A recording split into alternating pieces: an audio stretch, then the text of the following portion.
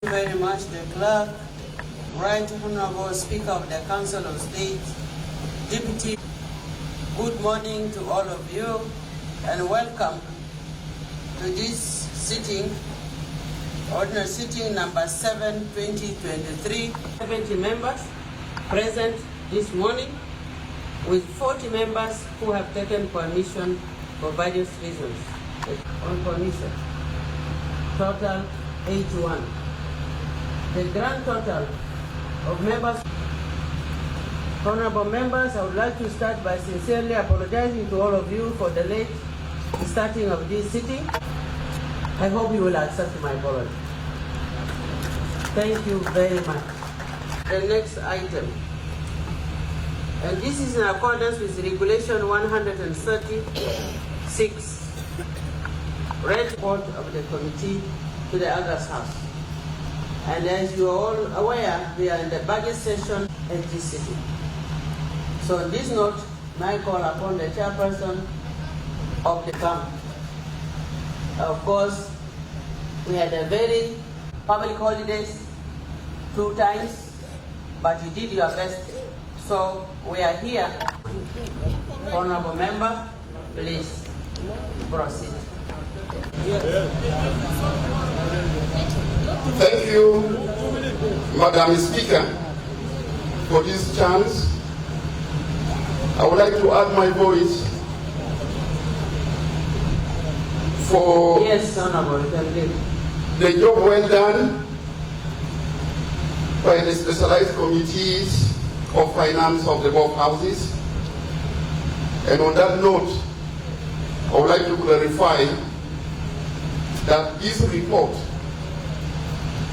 is not a report of only those committees that worked on it.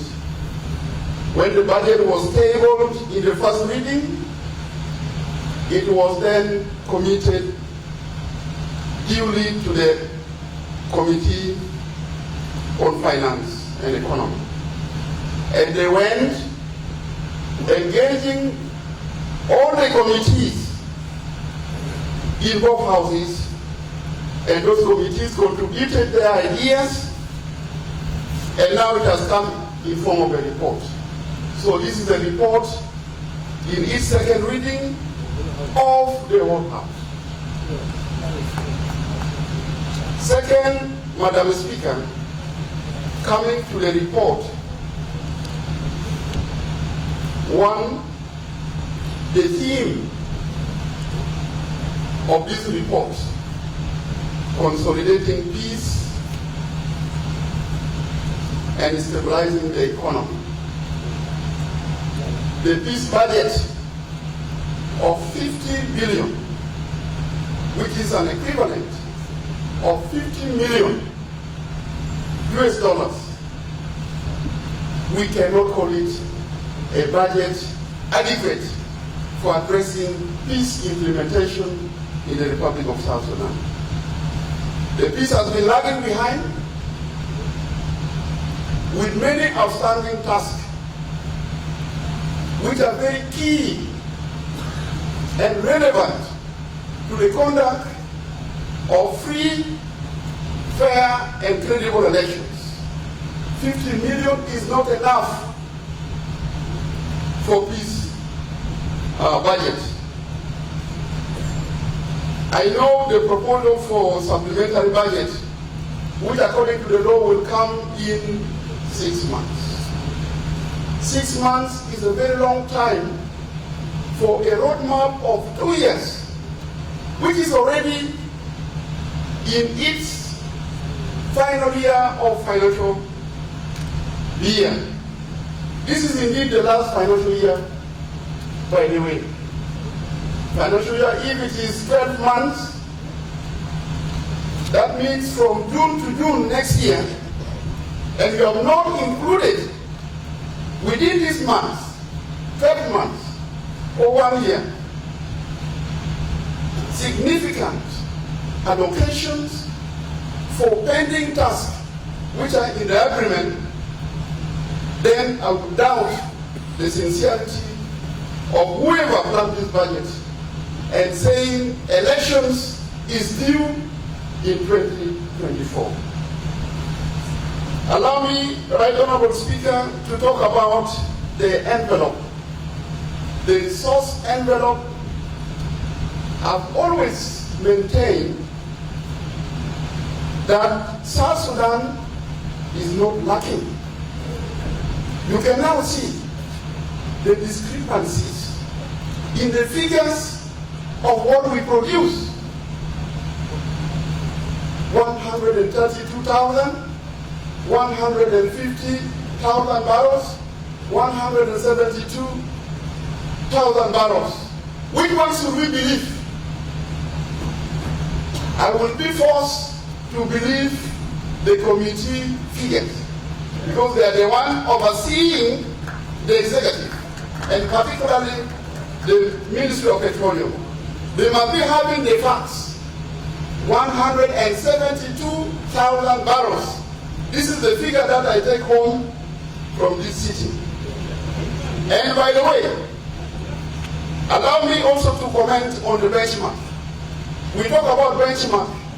The committee has proposed 80.1. Okay, if 80.1 is the benchmark, and economically, by the way, benchmark is the least figure that is always attached to the value of the oil. It's the average figure. But you will find the actual market price of oil may be above the benchmark. I want to know where is the difference between the benchmark price and then the actual market price. According to the law, the difference is supposed to go to the ORSA account. And to the best of my knowledge, ORSA account has never existed in this country. So we want to know where is this difference going. Right Honorable Speaker, these are very critical matters which I'm observing, and in the budget, I try to look through from page to page to find where the allocation for the construction of the presidential palace is. I did not get in the budget. I also tried to look where the allocation for the construction of Hon International Airport. I've also not found it. We need clear explanation from the Minister of Finance and Planning on this matter. About the salaries. Salaries, we cannot afford to now miss this opportunity because in the first budget that was committed to this House, which was a post-mortem budget, we missed the opportunity. The second budget that was committed to this House, we were told that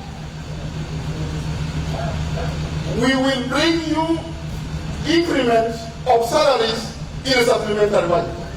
We waited until yesterday. It did not come.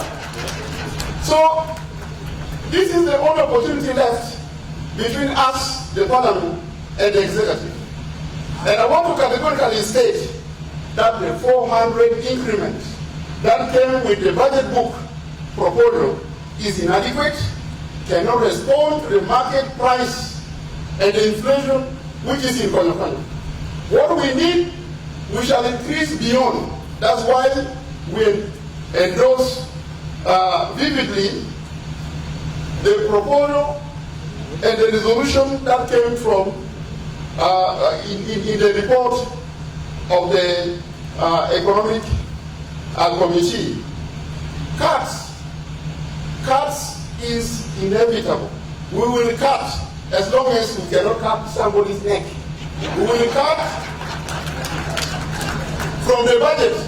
Any spending agency where we feel they are taking too much at the expense of salaries of the civil servants and the organized forces and the military, we shall cut. And I'm happy that from the, actually the last few days I smell a rat in which I was really worried about the authority of Parliament But now that the executive said, okay, you go ahead, they have been talking to us through our caucuses. Now they said, you go ahead. We are fully in charge of the budget. We shall cut and increase. And I want to remind also the committee, the chair of the Committee of Public Service, there is nothing that cannot be calculated. We need a clear percentage increment. Don't tell the House that it is not possible to calculate the percentage. Because at the end of the day, the least staff in the public service must know my salary was increased by this percentage. It cannot just be additional figures. We need to calculate the percentage and it must be passed by this House. This is what I wanted to say. Thank you very much. Thank you very much. Thank you very much, honorable members of the August House. I have not finished. Can you take your seat?